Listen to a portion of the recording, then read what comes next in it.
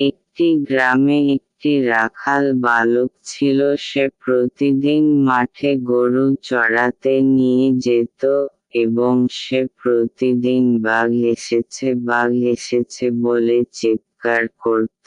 এটা শুনে গ্রামবাসীরা ছুটে আসত সেই মাঠে, এসে দেখত কোথাও বাঘ নেই। এইভাবে প্রায় প্রতিদিনই একই কথা বলে চিৎকার করত এই রাখাল বালকটি।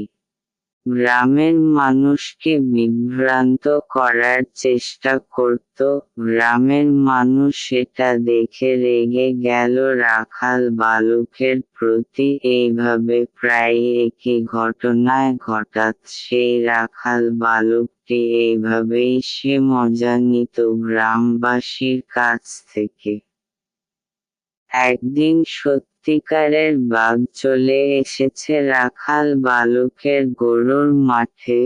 বালকটি সেদিন খুব চিৎকার করল বাঘ এসেছে বলে, কিন্তু গ্রামবাসীরা সেখানে গেল না, কারণ তারা মনে করল রাখাল বালক তো প্রতিদিন মিথ্যা কথা বলে। রাখাল বালক আগের বলা মিথ্যা কথার জন্য বাঘের হাতে প্রাণ হারালো। গ্রামবাসীরা কেউ সেবারে এল না তাকে বাঁচাতে।